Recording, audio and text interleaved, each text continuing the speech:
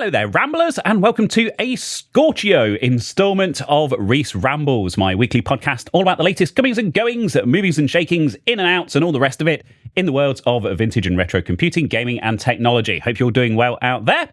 And indeed, it is rather warm here in the studio today. It's 20-odd degrees, high 20s, I believe, in Celsius outside. And that means that it is very warm in here. It's freezing cold in here in the winter, and it turns out it's boiling hot in the summer. So, wonderful place for recording. But I will be moving studios again very soon. My landlord has informed me that he needs this space. He's going to demolish it, which I knew was on the cards longer term, but I didn't realise would quite come around quite so quickly. And I will be moved to another one of his offices on the same kind of block industrial estate just here. It's much bigger, it's much nicer, and it also has an air conditioning unit as well, so that's good to see, although that building currently doesn't have any power, hence I haven't moved yet. All very complicated in the life of Reese, as always, and hopefully that means I can get on with some videos and stuff as well, so do watch this space for that. In other news, I guess we'll dive straight into some Doom-related news for this week. And I guess we'll start out with a shout-out to the Doom Shrine behind me, my collection of Doom-related releases and paraphernalia. I've got my original shareware release, which came with our first PC back in 1995, or was it 94? It was 94 maybe. And the original mail order version that you had to send off to id Software in Texas. And also some more modern stuff as well. Xbox releases, Doom 2, Doom 3, floppy disk releases, CD releases. I got them all, apart from anything related to the Dark Ages. Is there any physical merch available for that? I'm not sure. I haven't played it, so it feels like it will be some kind of stolen valor to have that represented in my collection. Maybe. I don't know. Anyway, going off topic a little bit there, but Doom. Some Doom news to kick us off. I usually save these for a bit deeper into the ramble, but I thought why not start off with this today, because it is a nice short and sweet story. And it's to do with the soundtrack, of course, composed by Bobby Prince, an absolute legend in the video game soundtrack world. He started off, or at least is perhaps best known for some of his earliest work, stuff like Commander Keen, that wonderful ad-lib music, of course, on the PC, working together with id Software. Also Doom, of course, most famously, and I believe he worked on some other stuff, went on to work. Was he involved with Rise of the Triad? Was that Bobby Prince? I honestly can't remember. I'm really sorry, Bobby. But then, of course, id Software moved on to working with Trent Reznor of Nine Inch Nails for the Quake soundtrack after this. But iconic soundtrack in the video game world. Some excellent heavy metal-inspired riffs. You know, you've got some Metallica-inspired stuff, some like Pantera-inspired stuff. All wonderful stuff, and probably also partly responsible for my taste in music in this day and age. And it has been recognised in the US Library of Congress, as is being reported here by PC Gamer. So, Bobby Prince's groundbreaking soundtrack is one of 25 recordings inducted into the famed Library of Congress today. I believe I did mention this a while back when it was first announced, but we do have a bit more information here as well. So, the United States Library of Congress got a little cooler today by inducting the soundtrack of the original Doom into its National Recording Registry. The Doom soundtrack by composer Bobby Prince is one of 25 recordings now designated as audio treasures worthy of preservation for all time based on their cultural, historical, or aesthetic importance in the nation's recorded sound heritage, reports PC Gamer. Music and recorded sound are essential, wonderful parts of our daily lives and our national heritage. The National Recording Registry works to preserve our national playlist for generations to come. Acting Librarian of Congress, Robert R. Newland said, "The Library of Congress is proud to select these audio treasures and will work to preserve them with our partners in the recording industry." So, what else do we have apart from the Doom soundtrack? A bit of a mixed bag, but some very cool stuff in here. So, we have the Taylor Swift album 1989. Bit of a pop classic, you know, Taylor Swift. Can't really argue with that, can you? Mambo No. 5 by Perez Prado and his orchestra. That's the original, not the Lou Bega version. Why have they done my boy dirty like this? I don't know. We've got Feliz Navidad, of course. That's a well-known, well-loved Christmas song. Perhaps not the first thing you'd think of in May, but there you go. Weezer's Blue album, which I can confirm is an absolute stone-cold classic, one of my favourite albums of all time that I own on multiple formats. And it is an absolute banger. We've also got The Devil Went Down to Georgia by the Charlie Daniels Band. You're probably familiar with that. And Midnight Train to Georgia, My Gladys Knight and the Pips. Fight of the Century, Ali versus Frazier, a broadcast recording of the famous boxing match between Joe Frazier and Muhammad Ali, which saw Ali take his first professional loss. I see, so it's not just music. Okay, that's interesting. Of course, National Recording Registry. I guess it covers all types of recordings. I didn't know that. So yeah, radio broadcast of a noteworthy boxing match as well, alongside Weezer, Taylor Swift, and Doom. But perhaps Feliz Navidad being the most noteworthy addition there. Anyway, that's that. So let's get on with the rest of the stories for this week's Ramble.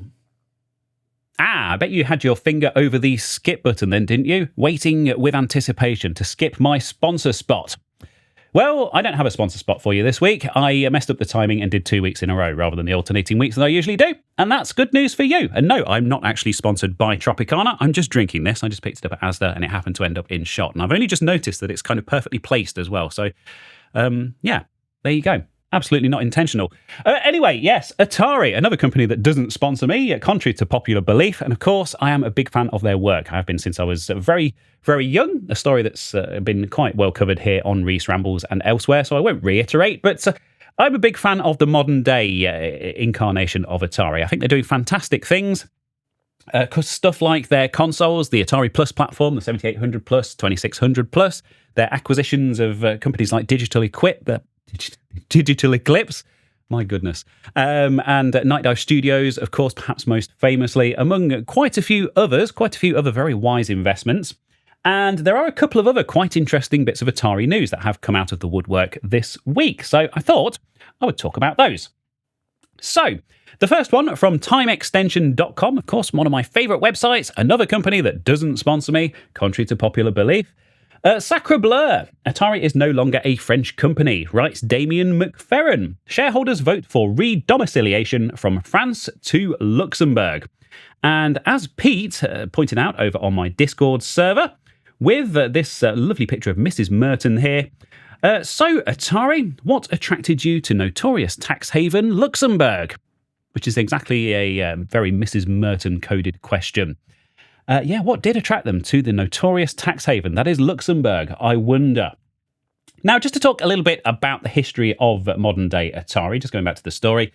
Of course, they started off, modern day Atari started off as Infogrames, which was a French game developer and publisher back in the 90s, perhaps most predominantly. They did publish quite a lot of stuff on Atari platforms as well at the time.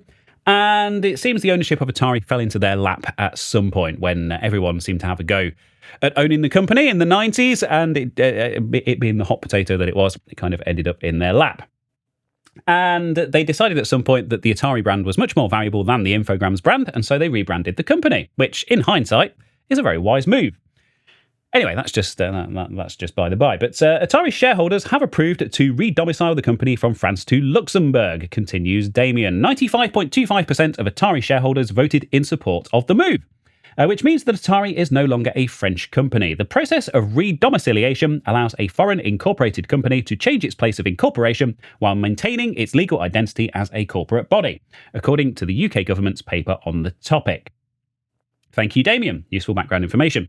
The original Atari was, of course, born in the USA, and Damien doesn't go into any more detail here, so, of course, I should point out Atari was founded, as we know, infamously, by Nolan Bushnell and Ted Dabney back in, I believe it was 1972. They started trading as Syzygy, and then they decided that they wanted to rebrand as Atari, and then, of course, to sell their Pong machines and stuff, and the rest is history. Has changed ownership quite a few times over the years. Of course, Warner bought it at one point, then the Tremels, and then it goes on to talk about some of the people in the ownership chain here. So let's let Damien talk about that. The brand name shifted to French publisher Infogrames in 2000 when it gobbled up Hasbro Interactive, which had purchased the name from JTS, the company Atari merged with back in 1996 after the failure of the Jaguar.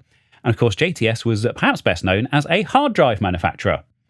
Oddly. Anyway, Infogrames would eventually rebrand itself as Atari SA, and today the company is also known as Atari Group.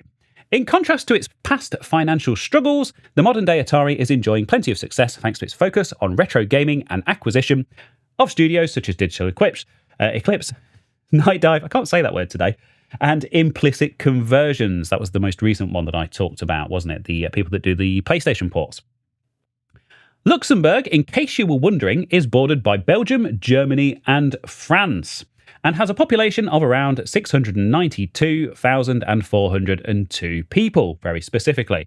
Why would Atari want to move there? We haven't the foggiest idea. And it's a link that, of course, explains the wonderful tax incentives offered by the country of Luxembourg. So, yeah, it's surprising it's taken them this long, but business-wise, I think it is quite a wise move, to be honest, lowering their expenses and their overheads and paying less tax. I mean, I guess you can't blame them for that.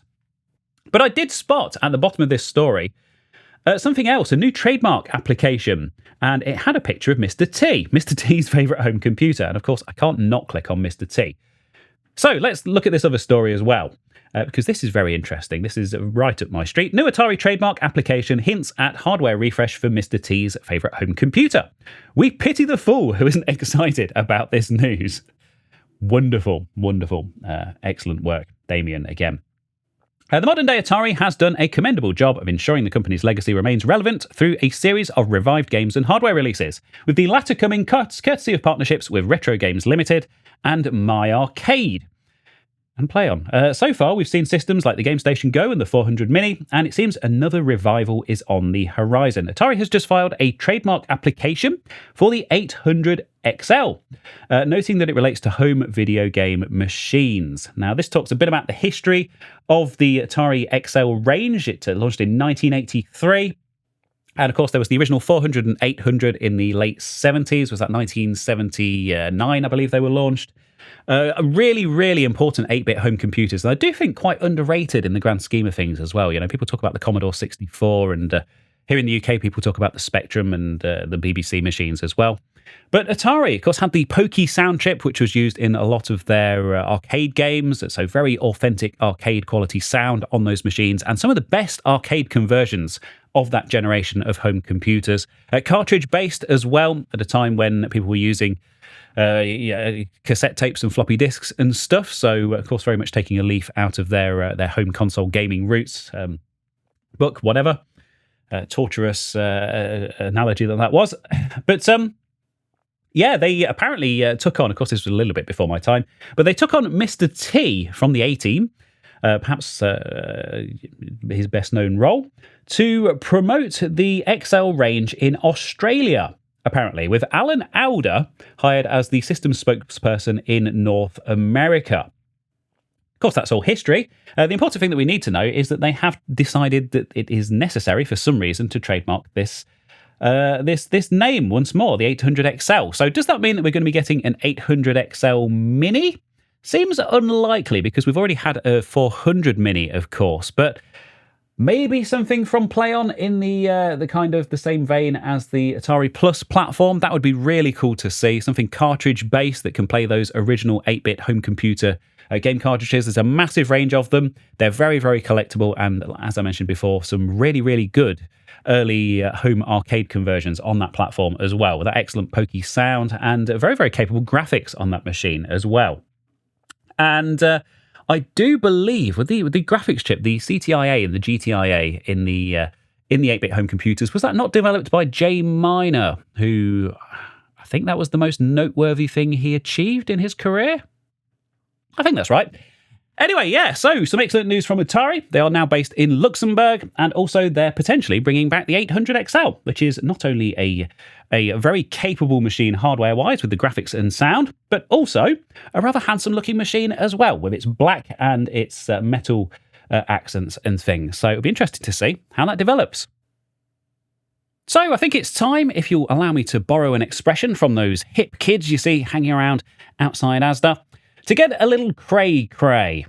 That's right, I'm talking about Cray, the supercomputer manufacturer, and perhaps best known for the Cray 1 supercomputer. I believe they have one of these down at the National Museum of Computing down at Bletchley Park, and I always really admired these as a kid. Of course, I was into computers, and of course a supercomputer is the best kind of computer that you can get. So I kind of always really wanted one without really understanding what they were, or the fact that they're used for things like weather simulations rather than playing Doom, for example. But yes, the Cray one is obviously, I think, the most iconic model. We've got that upright, circular, segmented area in the middle, and the bit around the outside, which most people mistake for some kind of seat, but is actually full of cooling stuff and electronics and power-related stuff and whatnot. In fact, I believe the one at the National Museum of Computing got so fed up with people sitting on theirs and using it as a seat that they actually put up a fence around it to stop that.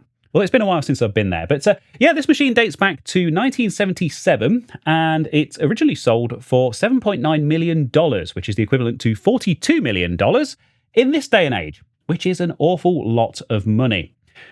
And you can buy your very own, but unfortunately, it is not the original Cray 1 supercomputer. It is a much more modern model. Still noteworthy, I think, because these things do not come up for sale very often. So over on Tom's Hardware, no, I don't want to subscribe. Again, I'm already subscribed. There's a story here about the Cray T3D supercomputer, which is apparently it was apparently Europe's fastest supercomputer in June 1996. And the headline here, first ever Cray T3D supercomputer goes up for auction with an $81,000 reserve. Europe's fastest supercomputer in June 1996 goes on the block. Dubbed the Typhoon, this sample was installed at Edinburgh University and was listed in the top 500 as Europe's fastest supercomputer in June 1996. And if you're playing along at home, perhaps take a shot every time I use the word supercomputer. Supercomputer, supercomputer, supercomputer. A historically significant supercomputer has gone up for auction. The first Cray T3D ever produced, serial number 6001, was recently listed by the Sale Room with opening bids from £60,000, which is $81,000. This T3D has quite some provenance, having been Cray's internal development machine and then installed at Edinburgh University, earning the moniker the Typhoon. Moreover, the top 500 list ranked the Typhoon as the fastest supercomputer in Europe in June 1996. I think you've said that a few times. The Cray T3D marked a significant shift in the supercomputer pioneer's performance strategy. As the inaugural machine of the T3D series, it represents a defining step in Cray's move from traditional vector systems into the era of massively parallel supercomputing. Explain the auction notes. For enthusiasts and collectors, it also stands as a museum-grade survival of exceptional importance. Inside the stylish 193cm tall by 117cm wide and 193cm deep, that's over 6 foot tall for those of you playing along at home, tomato red chassis pictured is a single cabinet Cray T3D MC512, equipped with 512 DEC Alpha 21064 150 megahertz compute processors. My goodness, according to the listing. I hope you're taking notes. Cooling this beastly throng is floor-inert liquid based. The auction lot includes the main cabinet and HEU first stage cooling system, which is also over 6 feet tall and weighs 0.85 tons. Yeah, the reserve starting price is a big ask for this type of machine. Look at that photo. That looks glorious. That's a control panel there with the buttons on it and I don't even know what they are. They do look cool, those graphics. The reserve/starting price is a big ask for this type of machine, as its size and weight will limit the appeal among enthusiasts. We note that at the time of writing, there are no bids yet and just 10 watchers. The auction ends on May the 31st. The sale room appears to be framing the Typhoon as a bargain, though. Mentioning examples like this would have originally cost $50 million when new. There are 2 others as well. There are, what's this? 2 more? Why have I not looked at these? There are a Cray Triton T932 and a Cray YMP4E, which are also ongoing and also scheduled to finish on May the 31st. So let's take another look at those. That's a link to the wrong story. That is an Enigma machine. So thanks for that, Tom's Hardware. And that is a generic story about Cray supercomputers. So we are none the wiser. Anyway, the first ever Cray T3D is available for sale on thesaleroom.com with a starting bid of $81,000. Let's see if this link's actually right. Yes, it is. No bids. Oh, 1 bid so far. That is the opening bid, £60,000. And apparently there are 2 others as well, which I'm still none the wiser about because the links don't work. So there you go. Go and check those out on the links below, which hopefully do work, down in the description if you are watching this on YouTube, as always, or indeed in the show notes on your podcast app of choice, if you happen to be listening to this in the garden, in the car, on the train, or wherever. So let's take a moment to talk about one of my favourite pieces of hardware, one of my favourite games consoles. but one that I don't actually own, which is quite interesting, that it would be my favourite, considering I don't own it. But I love the concept of it, and I actually followed along with this back when it was first announced back in 2019, and was very pleased to see it finally released in 2022, and generally available. And I've been meaning to pick one of these up, but I just have enough stuff already, and I think once the novelty wears off, I don't know if I'd get much use out of it. I'm not sure. If you own one of these, do let me know. Do get in touch and let me know your experiences with it, because I would like to know what they're like to live with day to day. I really love interesting and innovative stuff like this. I've just realised I haven't actually told you what it is yet. Let's go to the Playdate Wikipedia page. Now, this little yellow games console with its black and white LCD screen is perhaps best known for the crank input on the side. So it has a D-pad, as you might expect. It's got A and B buttons, just like the Game Boy, which it turns out is very useful, as we'll talk about in a second. And also this crank that you turn on the side, which is used in quite interesting ways in some of the games available on this console. It comes with a full season of games which are pre-installed on the console itself, and it has Wi-Fi functionality and a store, so you can actually go on and buy new games and things. So developed in partnership with Teenage Engineering, it says here, of course, best known for their little handheld synthesizers and stuff, Swedish consumer electronics company. And a Sharp memory LCD, which visually resembles e-paper. And that technology allows each pixel to retain its state, black or white, without constant refreshing, resulting in faster refresh rates, lower power consumption, and a wide 170-degree viewing angle. So I've never had my hands on one of these things in real life, but it's always fascinated me just how interesting it is. It's got Wi-Fi, as mentioned, Bluetooth. It's got 4 gig of eMMC flash storage, and as mentioned, a storefront. It's got a mono speaker, microphone, headphone jack, all the usual stuff.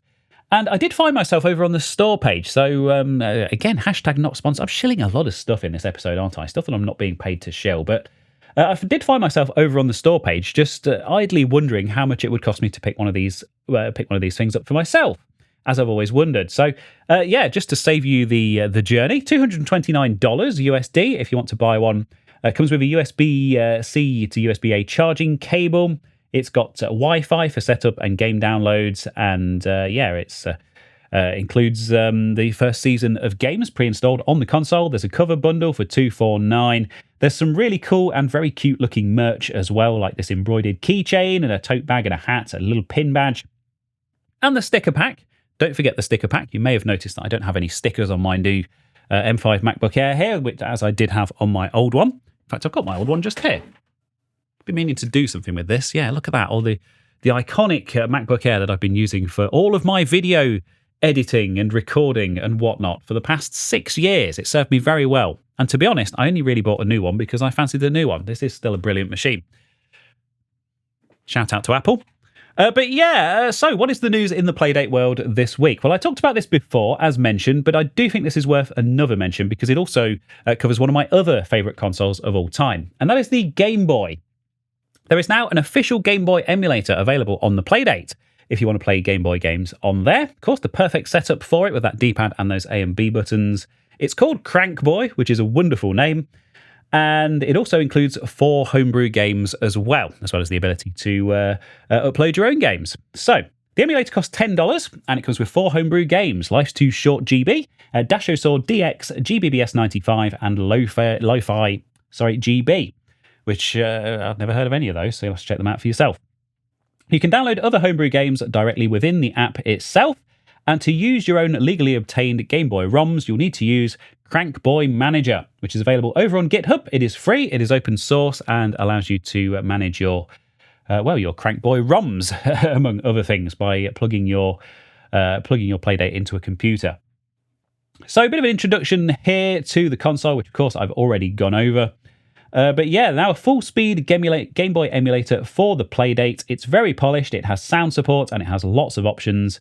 And also, yes, of course, this was announced back with that original announcement, wasn't it, back in the day, that you can use it as a wrapper for devs to release homebrew Game Boy games on the Playdate. So if you are developing a homebrew Game Boy game and you want to release that on the Playdate, but you don't want to officially port it to that console, you can just use this as a wrapper around that and sell it on their official store as an officially packaged thing, which is really cool and adds another option for anyone in the world of Game Boy development in 2026, of course.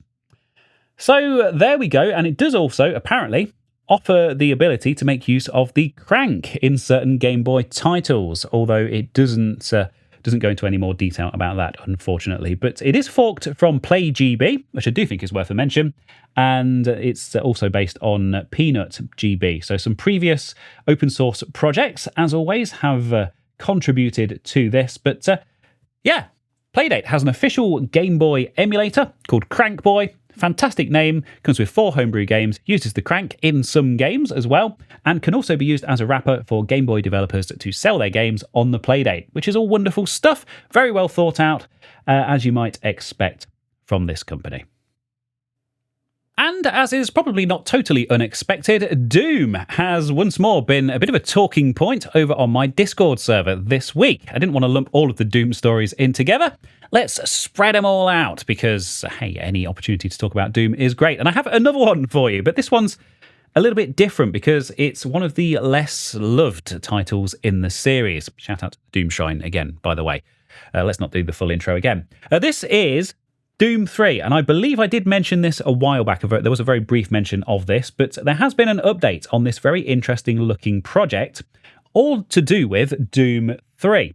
And this is a mod that adds path tracing, so ray traced lighting, that kind of thing, lit particles, POM relief mapping, and better GI. So if any of that means anything to you, yeah, I hope this is fantastic news for you. No, but yeah, joking aside, let's read this story over on dsogaming.com, Dark Side of Gaming, and hopefully they will enlighten us, see what I did there, on what some of the details are to do with this mod.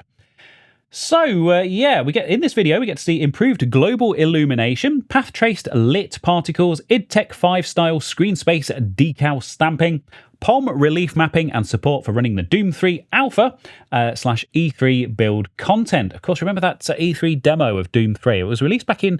Doom 3 was released in 2004. Was it demoed at E3 2003? They showed some very early kind of scripted stuff from what I remember, with some placeholder weapons and enemies and stuff that ended up being changed quite substantially. So, yeah, cool to see that that is supported. Of course, that was leaked a bit later on and I think is an important part of Doom history. Perhaps a topic for a video, maybe. Anyway, for those wondering, oh dear, how this is possible to get path tracing in an OpenGL game like Doom 3, the game runs through Icebridge. So Icebridge is...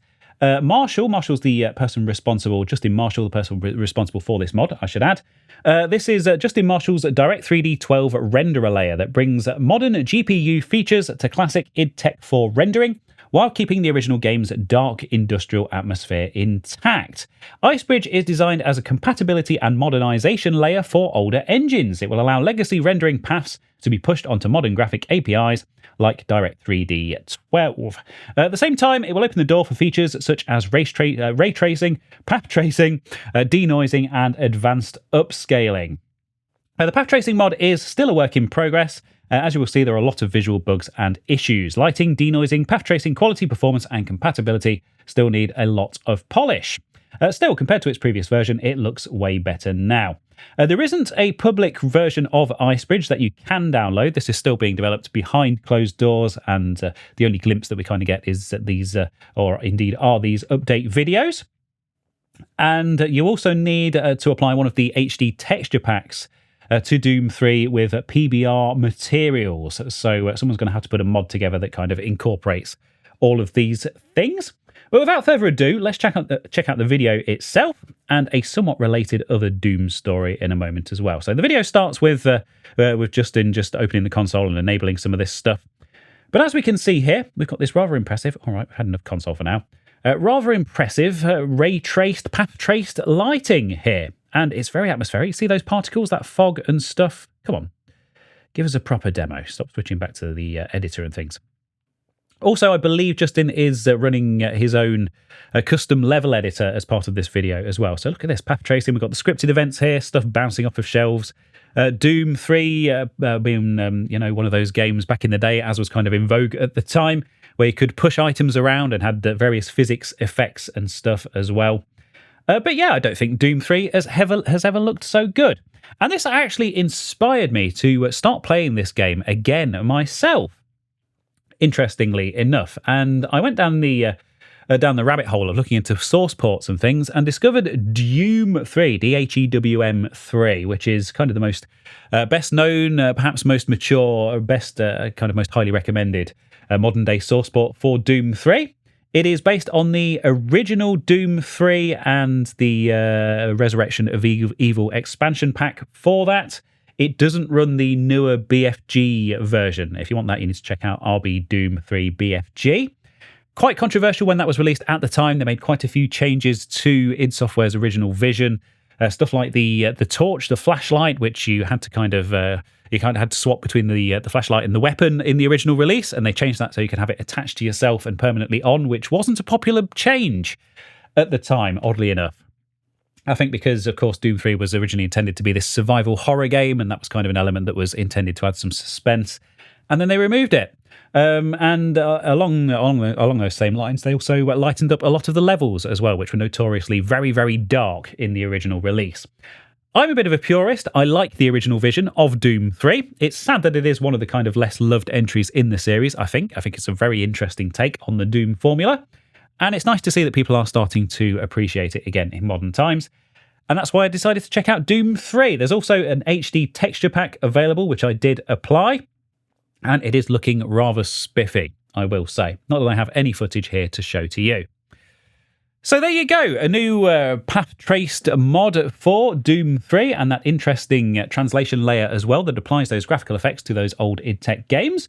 Cool to see. And I also mentioned that I had a bit of a related Doom story for you, so I'm going to chuck this one in as well at the end as a bit of a Reesy bonus.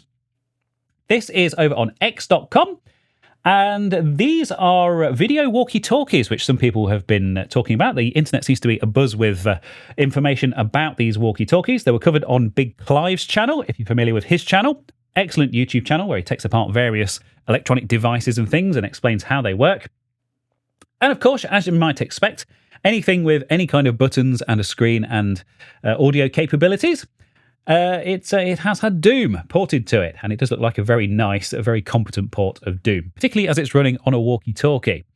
And we can't have an episode of Rees Rambles without a weird Doom port, can we? So there is a video about this by Aaron Christoffel, who is indeed responsible for this, and it just kind of talks a bit about the insides of these and about hacking them and about how to kind of flash them with custom firmware and stuff to get this up and running. So yeah, we have Doom running as a bit of a proof of concept. There we go, Doom on the walkie-talkie. And also there is a GitHub available for this as well. So these are cheap Chinese walkie-talkies powered by the TXW818 SoC, 240 megahertz. I mean, bear in mind Doom ran on a 66 megahertz 486. I think it ran on 386 as well, didn't it, back in the day? And they have 2 or 4 meg of flash and internal 4 meg of PS RAM. So yeah, 240 by 320 LCD. Sounds like a very good fit indeed for Doom. But yeah, you've got the full instructions here to be able to build it yourself, and you can follow along with the video if you want to flash this custom firmware onto your walkie-talkies and play Doom on those. Loads of Doom news this week. It's always good to see. Another update on a previously reported story next in an episode that is increasingly becoming about updates to previously reported stories. And Doom. But obviously that one's a given. And of course, one thing that we have had plenty of over the years is sequels. Sequels to much-loved game franchises. But what is quite unusual, I think, well, I know, is for the original developer of a game, or indeed one of the original developers, to return 40 years later to release an official sequel to a much-loved game franchise originally from the 8-bit home computers and later on the 16-bits as well. But that is what has happened this week. And there's also a really, really nice video interview with the developer as well, which is well worth checking out. But first, let's go to the story. So this is on metro.co.uk. Of course, that free newspaper, much beloved of train commuters down in London. And also they have a website, evidently. 81-year-old developer makes sequel to ZX Spectrum Classic after 40-year wait. Reported here by Michael Beckwith. A classic UK video game from the 80s is about to become the most belated sequel ever, thanks to one of the original programmers. Any British gamer who grew up in the 80s has likely played Head Over Heels, an isometric action-adventure video game where you control two characters, one a floating head and the other a head on a pair of legs. Of course. To solve puzzles. The original game was released for old home computers like the ZX Spectrum and Commodore 64, and later the Amiga. Was it released on another 16-bit platform by any chance? Maybe we'll find out. Dear oh dear. But unlike many games of that era, it has persisted with several fan remakes, including one that's available on Steam and a completely different one on Switch. And as I previously reported, they are completely unrelated and also have no connection to the original developers either. But if you want to play the original, you can do that quite easily on Steam or indeed on the Switch. Anyway, one of the game's original programmers has released what's being billed as a sequel, one that's been almost 40 years in the making. Titled Return to Blacktooth, a head-over-heels adventure, it has mostly been a solo effort by Colin Porch, an 81-year-old programmer who worked on the original game. Speaking in an ITV interview, Porch explains that development initially began in 1989 after the first game came out, but work was abandoned due to the rise in popularity of game consoles. And I just want to click through to this interview. I will link to this down below. And I hope this is available outside of the UK, being on ITVX, ITV's online player thing. If not, maybe someone will repost it on YouTube, or maybe you'll have to go and work out how to use a VPN. I do apologise. But here he is with that well-known 16-bit platform, the Amiga. Oh. That's the other well-known 16-bit platform, which didn't get a mention in the Metro. Yeah, of course, it's the Atari ST. But anyway, this is Colin Porch, the 81-year-old developer of Head Over Heels. And it is a rather lovely interview with him all about his development of this official sequel and the original game, working at Ocean Software, of course, back in the day. So well worth checking out. Please do go and watch that on the link down below. But going back to the Metro story, after that brief diversion, it wasn't until Porch attended a reunion with fellow staff of developer Ocean Software that he was inspired to go back and finish development, telling ITV, "My old boss, a guy called Gary Bracey, he asked me, what happened to the sequel you were doing? And I said, well, I abandoned it. Oh, you need to finish it, he said. Big demand for retro games now. And so he did. Although he did need to get permission from the rights holders of Head Over Heels, and half the battle was figuring out who that actually was. And it talks a little bit about the adventure that he had trying to track down the rights holders, but it seems he did in the end. And the game is available for purchase now on itch.io. So it's just under £10 or $12.99. And you can run it on an Amiga emulator. So this is released for the Amiga. Or indeed an actual Amiga computer, if you have the know-how to do so. And I will forgive the Metro for not explaining that in great technical detail, because there's a little bit outside of their remit. But there is a physical version of the game, which will be available from Thalamus Digital Publishing. Of course, I believe I talked about that before. And the credits show that while Porch handled the design and programming, he did enlist help for the music and getting the game working on Amiga hardware. It's worth noting that original creators John Rittman and Bernie Drummond aren't involved with the sequel and are only credited for their work on the first Head Over Heels. So there you go, a sequel to Head Over Heels, an absolute stone-cold classic on the 8-bit home computers and indeed the Amiga, and no other 16-bit platforms of note. 40 years later by one of its original developers, who is 81 years old now. Wonderful interview with him, all about it. You can go and buy the game yourself and run it in an emulator or on original hardware. But so great to see, and such an unusual story in a world of all sorts of sequels and things. So my hat is off to you, Mr. Colin Porch. Haven't taken my hat off in this episode yet, have I? There you go. Very worthy recipient of the hat off. Go check it out. Links down below. And that, my dearest ramblers, brings us around rather neatly to my regular Videos of the Week feature, wherein I feature a video, or indeed videos, that I have witnessed here on the old YouTubes in the past week that have entertained, educated, enlightened, or otherwise improved my life in some small way. Some of them are retro technology, computing and gaming related. Some of them aren't.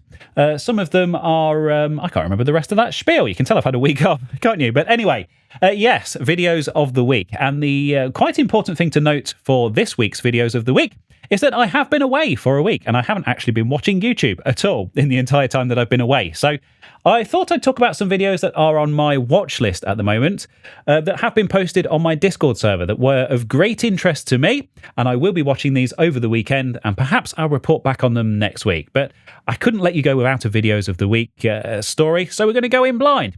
I have actually watched one of these, I will say. I have watched one because I saw it in early access a couple of weeks ago. But anyway, I've got 1, 2, 3, 4, 5 videos for you, plus a bonus, which is one of my videos, which is very much on topic for one of these from the very early days of my channel, so it's quite amusing to see. But let's kick off with the first one. Now, this is a channel called CNC Dan, which is evidently a CNC manufacturing, engineering, building related, maker type channel. And this is somebody building the Space Cadet pinball machine in real life. So if you remember, back in the day, this was bundled with certain versions of Windows. I believe it was XP and perhaps some of the other NT releases as well. The iconic Space Cadet pinball, which I'm sure many of us remember. And what Dan has done in this video is to build a real-life version of this pinball machine. It's a 17-minute video. I have very briefly skimmed across this, and it looks like it covers all sorts of elements like 3D printing, electronics, kind of circuit design, and that kind of stuff. And it does look like it's an absolutely fascinating video. We've got some footage here of some classic pinball machines. Very cool. So I'm very much looking forward to watching that, and that will be linked down below, as per all of these other suggestions. But other than that, I can't really tell you much about it. What an adventure we are on in this week's Ramble. Anyway, my second unseen video of the week is this one, which is all about Doom on the AMD BC250, running 40 compute units. There's another Doom-related story, but this is Doom the Dark Ages. What on earth is going on here? Why is that? Oh, I see. Okay, that's just their wallpaper. I get you. So the BC250 is a really interesting piece of hardware. I believe this was something to do with PS5 development. I've seen it discussed. I've seen the topic come up a few times, and I would like to learn a bit more about it. And also, I haven't played Doom the Dark Ages, and it's a game that's kind of been of somewhat of interest of mine, but hasn't piqued my interest enough for me to actually pick it up yet. So 2 birds with 1 stone. I'm looking forward to learning a bit more about the hardware platform itself, and also see a bit more of Doom the Dark Ages and see if it sways me. This is a channel called Old Lamer. It is 47 minutes and 14 seconds long, so it is quite the technical showcase. Looks like there isn't too much technical information here, just benchmarks and showing how the game runs on the actual platform. I also know from these development modules, these BC250 units, that they're quite fiddly to get working. They're a bit of a pain to work with, and you do need to, there's some like custom cooling hardware and stuff involved with these. So some quite interesting hardware projects out there involving the BC250. People keep telling me to feature it on my channel. I know nothing about it. Looking forward to learning a bit more about it. Anyway, that's Old Lamer running Doom the Dark Ages on an e-waste Steam Machine AMD BC250. Very interesting looking stuff. My third unseen video of the week is this one from one of my favourite channels, Action Retro. And this is a video all about one of the classic Amstrads. So, of course, I couldn't not feature this. This is a classic British machine, the PPC 640. A very weird and wonderful machine from, of course, Alan Sugar's computing giant and home entertainment giant that was Amstrad back in the day. It is a full-blown PC in a portable package. It has a rather interesting LCD screen. It's got quite a nice kind of full-size mechanical-ish keyboard on it. And just nice to see Action Retro exploring an interesting piece of hardware in that way that he does. Now, as far as I know, he doesn't actually install any weird betas of macOS or anything like that on it, or Haiku, or any kind of versions of Linux, as he does in many of his videos. This is just kind of a bit of a teardown and a technical exploration of the machine, kind of a light restoration type thing. And I always enjoy spending time with Sean of Action Retro fame and his American take on this British machine. So this is very much on my watch later list. I will be watching this over the weekend, but I wanted to let you know that he had done a video on the Amstrad PPC 640. So, speaking of people that I know and love within the community, we have Bits and Bolts, a fantastic YouTube channel. And here he is talking about the S3 Verge, which is a graphics card that I have covered on my channel in the past. I'm not going to point you towards my video, but it was one of the biggest videos on my channel at the time and continues to get views even today, even like 5 years later. where I basically checked out every single game release that supported the S3 Verge graphics card. Let's just hit play on this so we've got some footage rolling in the background. I love Bits and Bolts, always does a fantastic job of these more kind of technical videos, these hardware-based videos, a channel that is well worth checking out if it is not on your radar. And of course, this card was famously known as the 3D decelerator because in a lot of cases, the games actually ran worse in the Verge using the S3D renderer than they did on the equivalent software renderer on stuff like MMX CPUs and stuff like that, which is something that I did talk about a bit in my own video as well. But yeah, this is to do with an overclock for the S3 Verge DX. Of course, there was the original Verge, the DX, and the GX. I think there were some other models as well. It's been a long time since I covered it. But this is, again, another really technical video, another really kind of technical deep dive by the looks of it. And we've got the actual hack itself, some hex editing involved, a bit of the backstory behind this, and also some gameplay footage and some benchmarks and things showing the improvement in performance. Very much looking forward to watching this video in this unseen edition of videos of the week. But I also wanted to take the opportunity to point you in the direction of Bits and Bolts because he is doing fantastic work.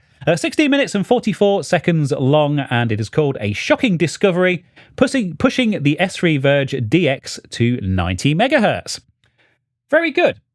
Now, this next video, as I mentioned, I have actually watched. I saw this on Early Access, being a patron of this channel, and I saw this a couple of weeks ago, and I was very, very interested indeed, because this is an update from the Retro Collective, and more specifically from Richard, from Heber, who developed the Mr. Multi-System, among many, many other wonderful home gaming devices. Heber, well known in the British manufacturing industry for working on stuff like gaming machines, as well as some slightly less exciting, but much more essential and important things, industrial controllers and that kind of thing.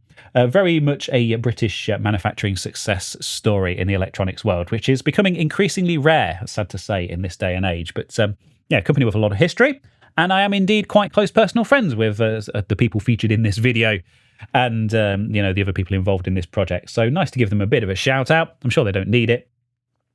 But this is talking about a handheld Mister, and the interesting thing about this system is that unlike some of the other Mister systems out there that use the D10 Nano development board, they are designing their own board from scratch for this system, for this handheld.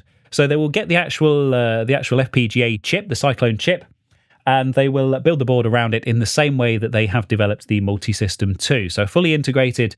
Very, very custom solution built around this chip, really getting the most out of the FPGA chip used in the Mister. Mister, of course, being that FPGA-based platform that allows you to run all sorts of cores from various computers and consoles and things of the past in a very, very accurate way, because FPGA, or Field Programmable Gate Array technology, allows you to replicate all of those old circuits and logic and whatnot from those machines. So that's interesting, but I also mentioned that I wanted to give a bit of a shout out to one of my own videos because there's also a really cool bit at the end of this video, a rather amusing bit right at the end with another prototype, another silly thing that they've been working on. So well worth watching until the end to see this thing. I don't want to spoil the surprise because it is very, very funny. But 39 minutes and 44 seconds. It's a bit of a sit down, bit of a chat. Perhaps more of a, like an interview / podcast type thing rather than a kind of tightly edited, densely information-packed video. But always interesting to hear these guys talk, and indeed very knowledgeable and very passionate about the stuff that they're working on. Handheld Mr. FPGA is coming, and it's the RC Retro Collective Design and Development update for May 2026. But as mentioned, I actually talked to Richard a few years ago about one of his prototypes, which is featured in that video, which was called the Multi-System Handy at the time. And this did use the DE10 development board internally. So although it was a handheld, this thing was absolutely huge. It was properly chunky, like holding a house brick. And I did get to play on this as well. But this is basically me. I sat down and actually chatted with Richard and recorded the whole thing and kind of allowed him to demo the whole thing in action with the two prototypes that he had at the time of the Handy, which were working. And these things, even back then, had some really interesting features. Some stuff borrowed from the Atari Lynx, like you could use it in a kind of vertical Tate mode. I like saying that because it offends people. and also these interchangeable magnetic screen bezel things, which I thought was a really innovative approach to this this ongoing problem of having different aspect ratios for various different handhelds. And this is shown in this new video. But if you want to know what his thoughts were a whole 4 years ago, in May 2022, the 12th of May, there you go. So, 4 years ago, pretty much to the day. This is also worth a watch as well, because it's basically just Richard sat down again talking about something that he's very passionate about.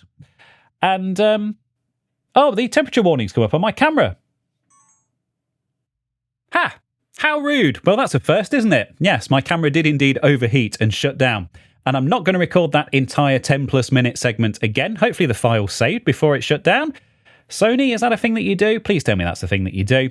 Anyway, I was right at the end of this, so I just wanted to finish by saying that, yes, this is a very interesting chat with Richard from Heber, who developed this handheld MiSTer system called the Handy. So if you want to know the history behind this, I think it's quite an interesting video on my channel, if I do say so myself. Anyway, there is also some speculation. I'm not sure if there's any actual information about this yet, or if there have been any teasers, or I think there have actually. I haven't gone and checked. But about Taki Udon, who of course made the Superstation FPGA-based system that I talked about last week and have talked about quite extensively in the past.